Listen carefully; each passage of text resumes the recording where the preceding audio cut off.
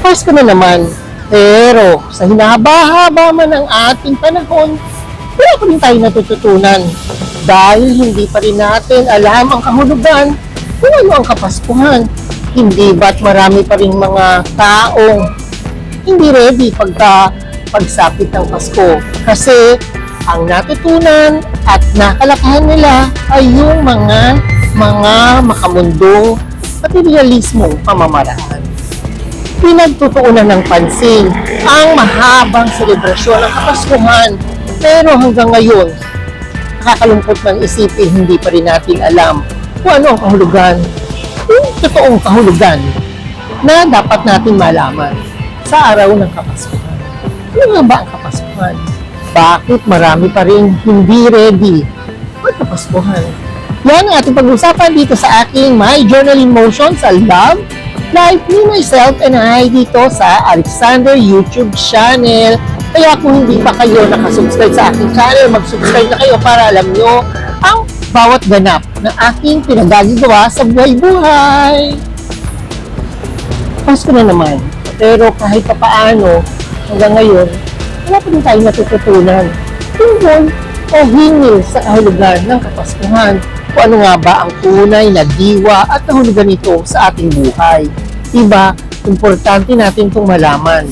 Bago natin i-celebrate ang Kapaskuhan, dapat alam natin kung sino o kung ano ang ating sineselebra sa araw na ito. Nakakalungkot ng isipin na nakadepende ang ating Kapaskuhan o yung kaligayahan natin tuwing araw ng Pasko sa mga disenyo, yung mga dekorasyon sa ating kapaligiran, mga naglalaki ng Christmas tree, at sa mga masasarap o magagarbong dekorasyon at masasarap na pagkain sa ating hapagkainan. Tsaka dun sa mga baro o sa mga damit nating mga bago. Hindi tayo makakagalaw kung hindi tayo nakabagong damit. Pag-atin ng mga Christmas party, pagpunta sa ating mga ninong at ninang, dapat bago ang lahat. Dahil yan ang ating nakalakihang kalakaran o yung tinatawag nating tradisyon. Hindi ba't nakakalungkot doon tayo lumaki at doon natin nakadepende ang kahulugan ng ating Kapaskuhan?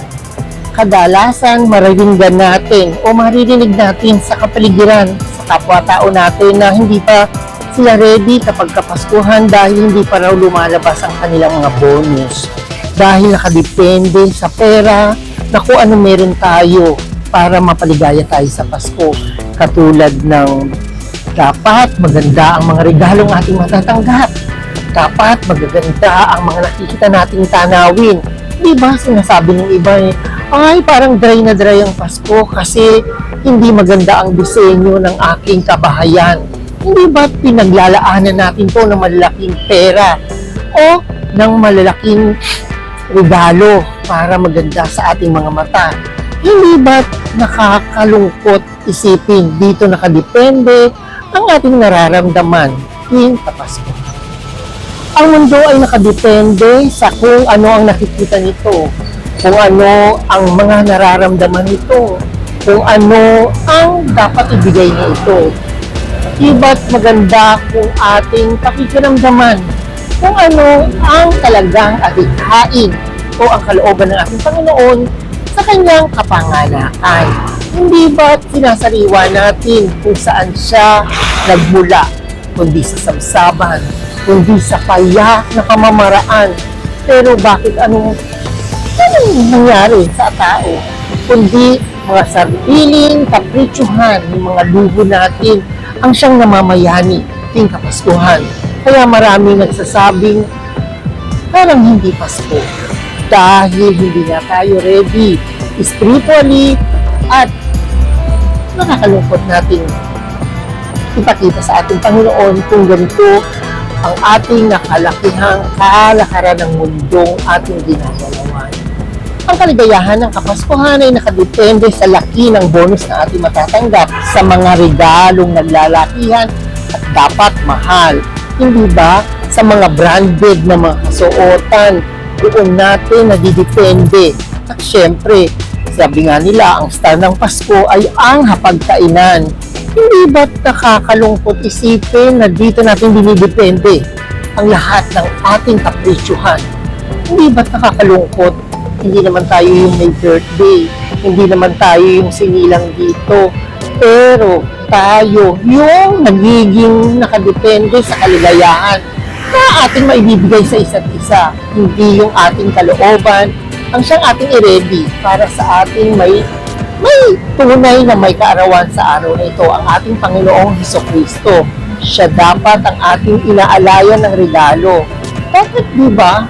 Pagkapaskuhan, ang unang-unang simpleng ating ginagawa ay ang magsimba para magpasalamat at humingi ng gabay sa mundong ibabaw at para na rin humingi ng ating kapatakawaran.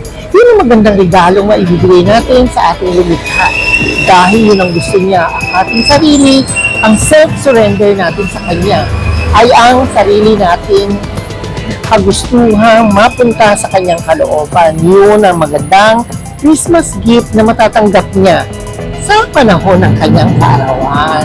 Kung ganito't ganito ang magiging kalakaran natin sa paulit-ulit na panahon na nagdaraan, hindi pa rin natin malalaman ang Kanyang kalooban. Kasi nga, ang inuuna natin ay mga pangsarili nating kasiyahan. Hindi yung may kaarawan para ating pagkakatandaan sa Kapaskuhan, magsimba, kumpletohin ng simbang gabi, hindi ang Christmas party.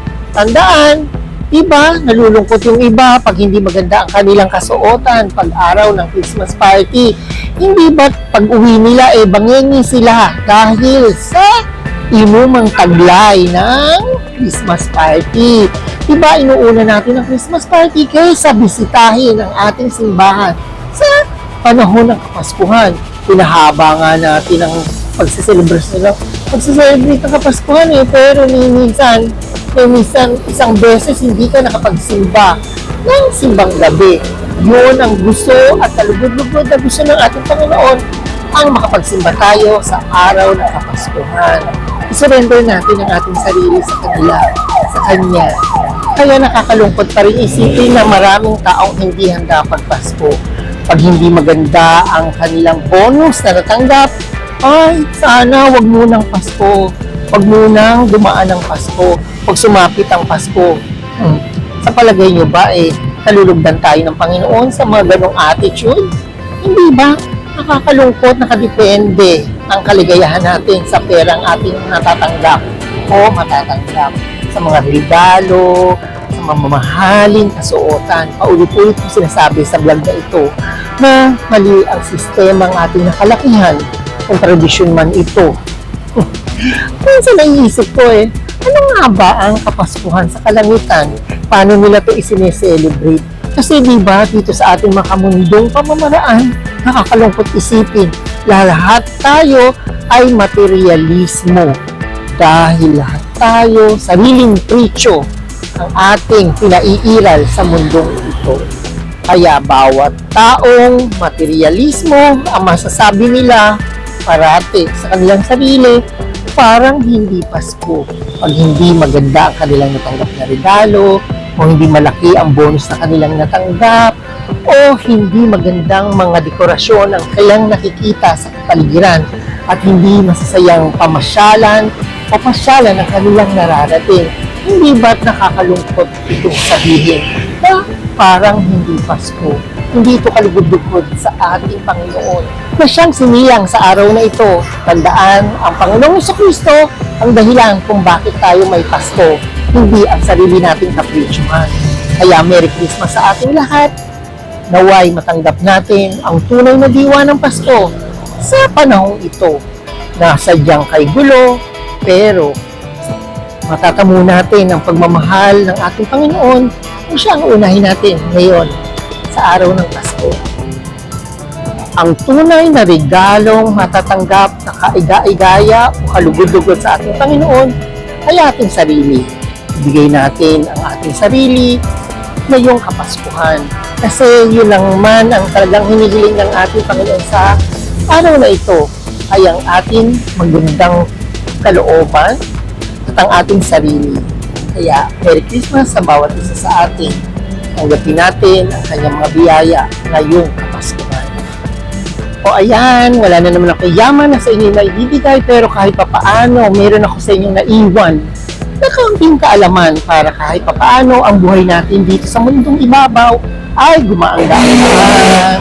Kaya, thank you for watching. Please don't forget to subscribe on my YouTube channel and please like and share and comment. And thank you for watching and God bless!